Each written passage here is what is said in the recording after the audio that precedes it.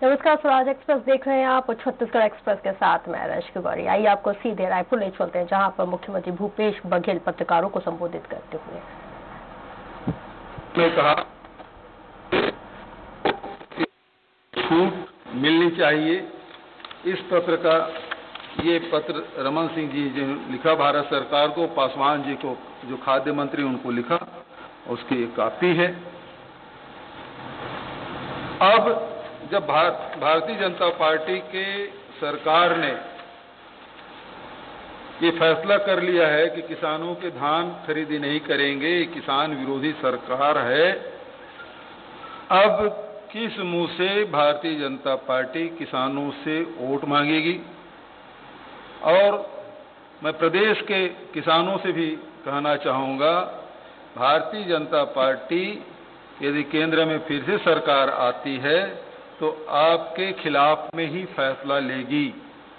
और इसलिए ये आवश्यक है इस बात की जानकारी आप सबको हो कि नरेंद्र मोदी जी की सरकार आपके खिलाफ में फैसला करती रही है और आगे भी करेगी। इसलिए केंद्र में भारतीय जनता पार्टी के प्रत्याशियों को हराने की मैं अपील करता हूं। दूसरा मुद्दा जो है दाल भात केंद्र का, इसके मामले में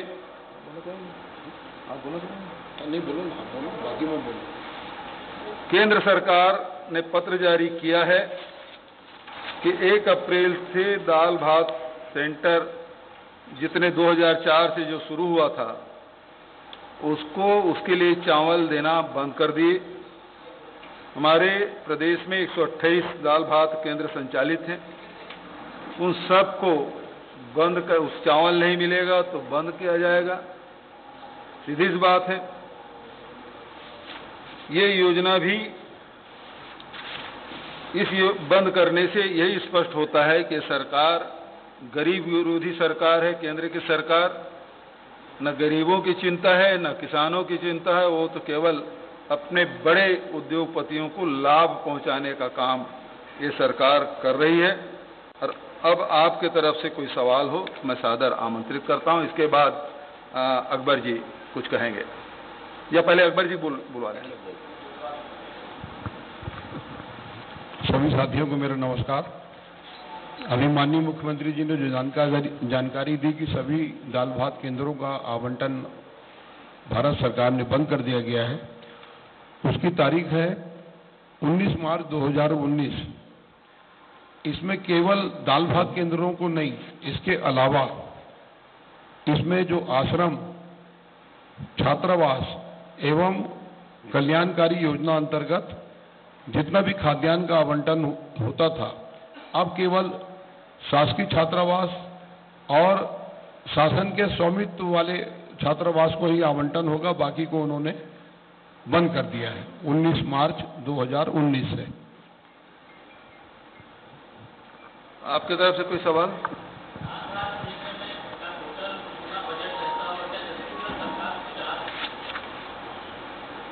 देखिए, इसमें चूंकि ये चावल का आवंटन भारत सरकार से हो रहा था, उसके बंद कर दिया गया है।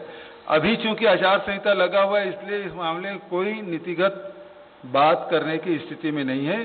ये जब आचार संहिता समाप्त हो जाएगा उसके बाद इस मामले में फैसला लेंगे, लेकिन अभी तो भारत सरकार ने इसको बंद कर दिया है।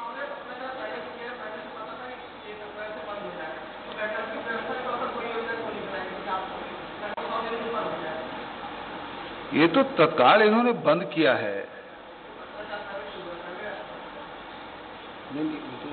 एक मिनट, बस चालू करना पड़ेगा।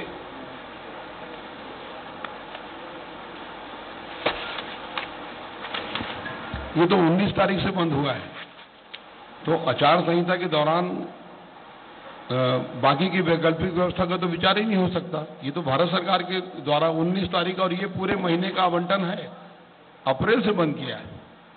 इस कारण कोई वैकल्पिक व्यवस्था इस दौरान नहीं हो सकती, कोई कारण नहीं है। ये पत्र की कॉपी है, अभी आपको उपलब्ध करा देंगे। ये भारत सरकार की चिट्ठी है 19 मार्च 2019। केवल बंद किया जाता है बस।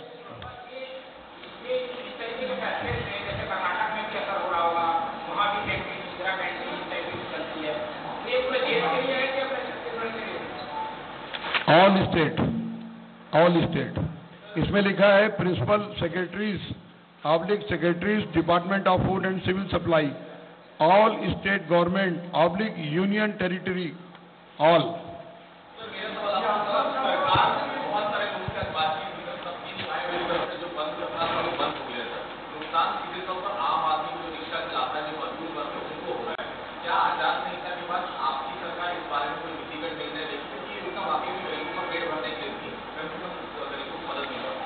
देखिए, इस मामले में मैं यही कर सकता हूं, चूंकि आचार संहिता लगा हुआ है इसलिए कोई घोषणा नहीं की जा सकती सरकार के द्वारा, और इस मामले में पूरे सहानुभूतिपूर्वक और गंभीरता से विचार किया जाएगा।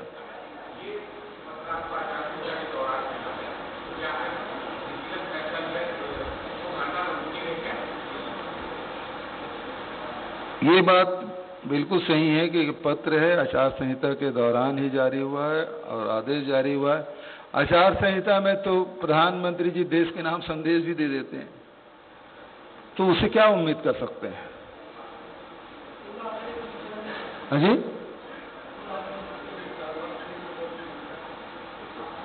क्या 128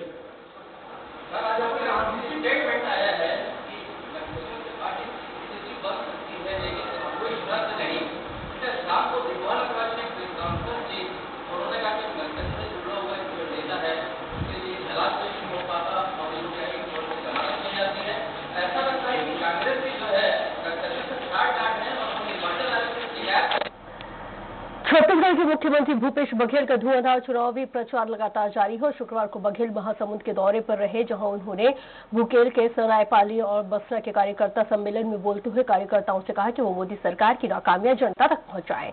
सीएम ने यह भी कहा कि पीएम ने 15 लाख रुपए देने और 2 करोड़ बेरोजगारों को नौकरी देने की बात कही थी, लेकिन ना तो लोगों के खाते में आज तक 15 लाख रुपए का पैसा आया और ना ही नौकरी मिली। पीएम मोदी खुद को चौकीदार कहते हैं, लेकिन उनके वक्त में ही नीरव मोदी और माल्या जैसे लोग देश का पैसा लेकर भाग निकले। कैसे सब सामान खरीदी हो गई, बिना वैकेंसी के भर्ती कैसे कर लिया, इतना सारा भ्रष्टाचार हुआ उसकी जानकारी दे उसके ससुर मुख्यमंत्री और वो खुद। कोरबा लोकसभा क्षेत्र से कांग्रेस प्रत्याशी ज्योत्सना महंत के नामांकन दाखिल के पहले सीएम भूपेश बघेल ने एक आम सभा को संबोधित किया। सीएम भूपेश बघेल ने केंद्र सरकार और पूर्व की रमन सरकार पर जमकर निशाना साधा। सीएम बघेल ने ये कहा कि 15 साल की रमन सरकार ने भ्रष्टाचार में कोई कसर नहीं छोड़ी। वहीं चौकीदार ने देश के लुटेरों को बाहर जाने का रास्ता दिखा दिया। विधानसभा अध्यक्ष डॉक्टर चरणदास महंत की पत्नी ज्योत्सना महंत ने भी काफी रोचक अंदाज में अपना उद्बोधन दिया। एक तो किसानों के हमने वादा पूरा किए और दूसरा हमारे राष्ट्रीय अध्यक्ष ने कहा कि जो गरीब हैं जिनके आय 12,000 रुपये प्रति वार्षिक आय से कम है उन सबको 72,000 रुपया वार्षिक दिया जाएगा। तो वही रायपुर में पूर्व मंत्री और भाजपा नेता बृजमोहन अग्रवाल ने प्रेस कॉन्फ्रेंस की, जहां उन्होंने प्रेस कॉन्फ्रेंस का कांग्रेस सरकार पर सुरक्षा में लापरवाही बरतने का आरोप लगाया। चुनाव आयोग से कांग्रेस सरकार की चुनाव में नक्सलियों से साठगांठ की जांच करने की मांग की है। क्या कुछ कहा, आइए सुनवाते हैं। कांग्रेस पार्टी के पास राष्ट्रीय स्तर पर बताने के लिए कोई मुद्दे नहीं है, इसलिए राज्य स्तर के मुद्दों को बार बार उठाने की कोशिश कर रही है। हमारा आरोप है कि पिछले 100 दिनों में छत्तीसगढ़ की सरकार पूरी तरह दिवालिया हो गई है, बैंक करप्ट हो गई है, पूरी तरह छत्तीसगढ़ के जो विकास काम है वो ठप हो गए हैं। छत्तीसगढ़ की सरकार से लेनदार चक्कर काट रहे हैं, लगभग 20,000 करोड़ रुपए लेनदार चक्कर काट रहे हैं, 20,000 करोड़ रुपए के। रायपुर में निर्वाचन आयोग ने शैलेश नितिन त्रिवेदी को नोटिस भेजा है। चुनाव आयोग ने ये नोटिस येदियुरप्पा डायरी मामले में त्रिवेदी के बयान को लेकर दिया है, जिसको लेकर कांग्रेस नेता चुनाव आयोग पहुंचे। कांग्रेस के प्रभारी महामंत्री गिरीश देवांगन, संचार विभाग के अध्यक्ष शैलेश नितिन त्रिवेदी और किरणमयी नायक सहित कांग्रेसी नेता इस दौरान मौजूद रहे। भाजपा ने शैलेश नितिन त्रिवेदी का की मुख्य निर्वाचन पदाधिकारी से शिकायत की थी। कांग्रेसी नेताओं ने चुनाव आयोग से कहा कि शैलेश नितिन त्रिवेदी मीडिया विभाग के अध्यक्ष हैं। ऐसी स्थिति में वो पार्टी के पॉलिटिकल मैटर पर राजनीतिक बयान जारी करते हैं। यदि वो पार्टी के पॉलिटिकल मैटर पर राजनीतिक बयान जारी करते हैं तो उस राजनीतिक बयान से किस नियम के तहत निर्वाचन आचार संहिता का उल्लंघन होता है, इसके ऊपर मुझे लगता है कि उनको सीखने की जरूरत है और अनर्गल रूप से बयानबाजी करके एफआईआर दर्ज कराना और दंडात्मक कार्रवाई के लिए सूचना देकर के केवल मीडिया में और पेपर में सनसनी पैदा करने का तरीका बस इनके पास रह गया है। हमारे पदाधिकारियों के ऊपर लगा रहे हैं और शिकायतें कर रहे हैं। शिकायतें पूरी तरह फर्जी है, तथ्यहीन है, आधारहीन है। हम लोगों ने पूर्व में बल्कि तथ्यात्मक शिकायतें मुख्य निर्वाचन पदाधिकारी को की थी, वो अभी पेंडिंग है। हम लोगों की मांग तो ये है कि उसकी भी जांच की जाए। चलिए आगे बढ़ेंगे। रायगढ़ लोकसभा में जीत सुनिश्चित करने के लिए भाजपा ने अपनी पूरी ताकत झोंक दी है और इसी क्रम में रायगढ़ के तमनार में भाजपा कार्यकर्ताओं के सम्मेलन का आयोजन किया गया, जिसमें रायगढ़ और जशपुर में विधानसभा स्तर पर कार्यकर्ताओं को एकत्रित रहते हुए उन्हें जीत का मंत्र दिया गया। आयोजन में प्रधानमंत्री मोदी की काफी तारीफ की गई। के तहत विकलांगों को मतदान करने के लिए बताया। और कैसे लग रहा है आप लोगों ने वोट करते हैं? कोरबा में मुख्यमंत्री भूपेश बघेल और डॉक्टर चरणदास महंत परिहास के मूड में नजर आए। दरअसल कांग्रेस प्रत्याशी ज्योत्सना महंत के नामांकन दाखिले से पहले चुनावी सभा को आयोजित किया गया, जहां दोनों नेता हास्य के मूड में दिखाई दिए और लोकसभा चुनाव के लिए मैदान में उतरी कांग्रेस प्रत्याशी ज्योत्सना महंत द्वारा जी कहकर संबोधित करने पर चुटकी ली। मुझे अफसोस इस बात का है कि भाभी ने पूरे भाषण में माननीय मुख्यमंत्री का अभी तक के देवर ही करती रही है और भूपेश के नाम से संबोधित करती रही है। बहुत अच्छा लगता था। आज संबोधन में थोड़ा सा परायापन लगा कि आपकी तरह एक आपका प्रतिनिधि हो, तो मैं अपनी धर्म पत्नी जीवन संगनी ज्योत्सना महंत को आपकी सेवा के लिए समर्पित कर दिया है। जो मेरे साथ कदम से कदम लाने करती है और मेरे विधायक भाई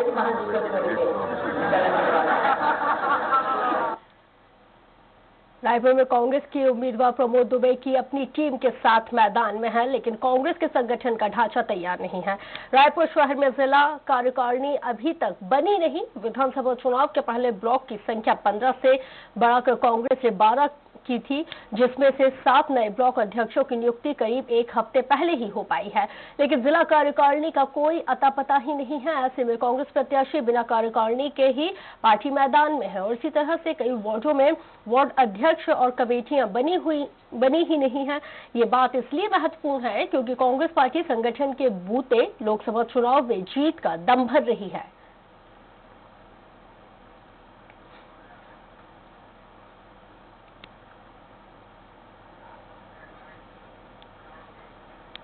लोकसभा चुनाव में अधिकारियों की तैयारी व कार्यों की समीक्षा करने रायपुर और जांजगीर लोकसभा के व्यय प्रेक्षक ने बलौदाबाजार कलेक्टर सभा कक्ष में अधिकारियों की बैठक ली। बैठक में जानकारी प्राप्त कर जरूरी दिशा निर्देश दिए गए। इस दौरान जिला कलेक्टर, पुलिस अधीक्षक सहित लोकसभा चुनाव में लगे प्रशासनिक अधिकारी मौजूद रहे।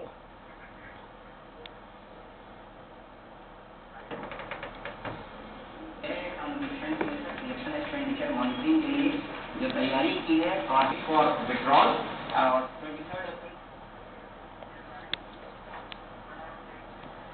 चलिए अब खबर कांकेर से, जहां पर भारतीय जनता पार्टी और कांग्रेस से बगावत कर निर्दलीय चुनाव लड़ने वाले बीजेपी के पूर्व विधायक सुमित्रा मारकोले और कांग्रेस के जीवन ठाकुर ने अपना नाम वापस ले लिया है। बता दें कि कांग्रेस और बीजेपी दोनों लोगों को टिकट नहीं दे रही थी और इसी को लेकर दोनों ने नामांकन फॉर्म खरीदा हुआ था, लेकिन अब दोनों ने ही नामांकन फॉर्म वापस ले लिया है और अब दोनों पार्टी के लिए ही काम करेंगे।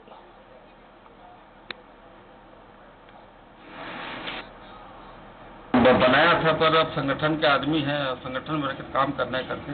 जी, तो ये फार्म भरते समय क्यों नहीं सोचे जब आप नामांकन फार्म भरते समय सोचे थे, इसलिए मैंने नामांकन भी डमी प्रत्याशी के रूप में कांग्रेस के नाम से ही फार्म लिया था। किसी का दबाव नहीं है, न किसी का कुछ नहीं है। मैं अपने पहले भी आप लोगों के पास बोल चुकी हूँ, अभी भी बोल रही हूँ, मैं सक्षम हूँ। हमने पूर्व में भी कहा था कि चूंकि कांग्रेस परिवार के लोग हैं और इसी कारणवश उनकी मत भिन्नता रही होगी, लेकिन मैं पूरे आश्वस्त पहले भी था और आज भी। अखिल भारतीय विद्यार्थी परिषद के सदस्यों ने राष्ट्रव्यापी मतदाता जागरूकता अभियान को लेकर प्रेस कॉन्फ्रेंस की। प्रदेश महामंत्री संडी केसरी ने कार्यकर्ताओं से कहा है कि मतदाताओं के घर घर जाकर उन्हें मतदान करने के लिए जागरूक करें और साथ ही जो मतदाता पहली मर्तबा मतदान का उपयोग करने वाले हैं उन्हें विशेष तौर पर मतदान करने के लिए प्रेरित करें। नवीन मतदाताओं को पंजीयन भी कराया गया है कॉलेज कैंपस में स्टॉल लगाकर, और उनको जागरूकता के लिए हम जो first nation first vote must youth go to booth, इसके माध्यम से जो युवा को हम संकल्प भी दिलाएं कि लोकतंत्र के महापर्व में हमारी क्या भूमिका होनी चाहिए, और 100% मतदान होने का एक जागरूकता अभियान किए।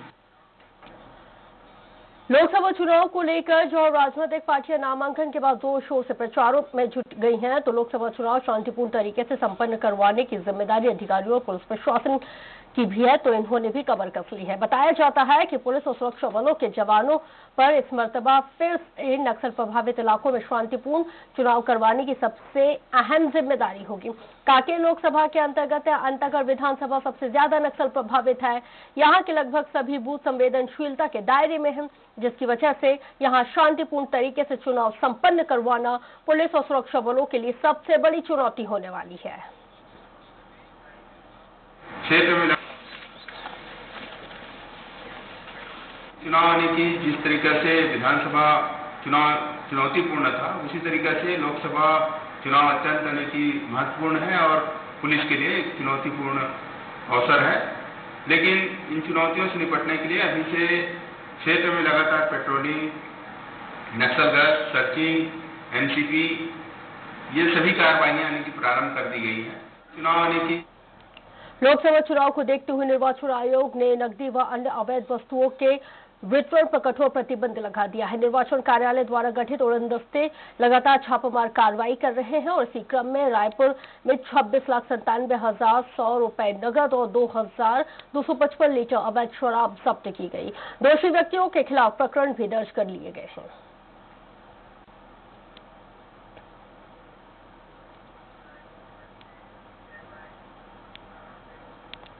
पुलिसकर्मियों की समस्या और उनके कल्याण के लिए पुलिस महानिदेशक डीएम अवस्थी ने मॉनिटरिंग सेल का गठन किया है। मॉनिटरिंग सेल के सदस्य रायपुर, 2 बिलासपुर, बस्तर के होंगे। आपको बता दें कि मॉनिटरिंग सेल पुलिस जवानों की प्रोफाइल तैयार करेगी और जिन पुलिसकर्मियों को समस्याएं हैं उनकी समस्याओं का निराकरण किया जाएगा।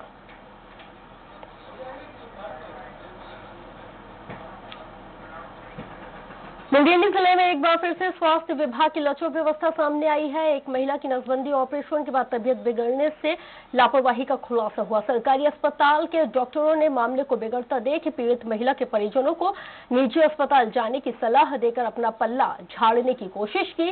परिजन जब महिला को लेकर शहर के एक निजी अस्पताल पहुंचे तो वहां के डॉक्टरों ने करीब 24 घंटे महिला का इलाज किया, 30,000 का बिल थमा दिया, फिर भी महिला की स्थिति में कोई सुधार नहीं हुआ। आखिर में थक हार कर मौत से जूझती महिला को शहर के अन्य निजी अस्पताल में गंभीर स्थिति में भर्ती कराया गया, जहां परिजनों के मुताबिक यहां के डॉक्टरों ने उन्हें बताया कि महिला की नसबंदी के वक्त लापरवाही पूर्वक टाके लगाते वक्त आपको इंटेस्टाइन को भी सिल दिया गया, जिसकी वजह से मरीज को दिक्कत होने लगी। भूमि के अस्पताल में ऑपरेशन करा रहे हैं, वहाँ से मरीज हमार 2 रोज 3 रोज रही से रहे के बाद स्थिति ओखर तीसरा दिन में खराब हो चुकी। मैंने मरीज को वहाँ भर्ती किया, उसकी सेवा की और अभी भी इलाज मेरा चल रहा है उसका। जब वो आए उसकी हालत बहुत गंभीर थी, मेरे ख्याल से 23 तारीख को आई थी वो। ऑपरेशन के बाद में देखिए इतने ग्रुप में ऑपरेशन होते हैं, कभी कभी समस्याएं हो जाती हैं। कभी अंदर इंजरी भी हो सकती है, जो कि मतलब एक सर्जिकल ऑपरेशन का एक मतलब पार्ट रहता है। तो इस प्रकार की कोई भी जानकारी हमारे जिला स्तर पर स्वास्थ्य विभाग के पास नहीं है। जैसा बता रहे हैं, तो जानकारी मिलने पर उचित जानकारी लेकर कार्रवाई की जाती है। स्वच्छ भारत मिशन के तहत बनाए गए शौचालय निर्माण और शौचालय निर्माण की राशि के लिए ग्राम पंचायत के ग्रामीण हितग्राहियों को भटकना पड़ रहा है। मध्य पंचायत में हुए शौचालय निर्माण की राशि में सरपंच, सचिव, प्रभारी, करारोपण अधिकारी पर शौचालय निर्माण की राशि में वित्तीय अनियमितताएं करने के गंभीर आरोप है। हमारे शौचालय कुछ नहीं बने हैं सर, न शौचालय बने हैं, न आवास बने हैं, कुछ नहीं बने हैं, तो कुछ मिल भी नहीं करे। सरकारी योजना का जितने भी योजना आती कुछ नहीं मिला सब लोग। शौचालय नहीं है, गड्ढा खनवा कर सरपंच लोग छोड़ दिया है, फिर भी इसे ईंट नहीं गिराया है। प्राइवेट है, उसका भी पैसा मिलेगा बोल रहा है, पैसा भी नहीं मिला। उसका घर में गया था, सीताबाई जांगड़े ने बोला कि जो करना है वो कर लो, पैसा नहीं मिलेगा।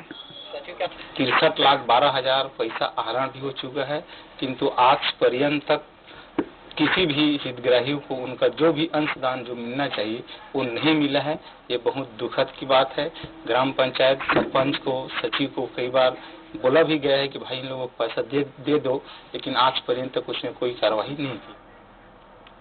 चलिए आगे बढ़ते हैं। कांकेर जिले के चाराबाद थाना क्षेत्र में सड़क हादसे में 2 लोगों की मौत होने का मामला सामने आया। जानकारी के बाद पुलिस मौके पर पहुंची और शव को कब्जे में लेकर पोस्टमार्टम के लिए भेज दिया।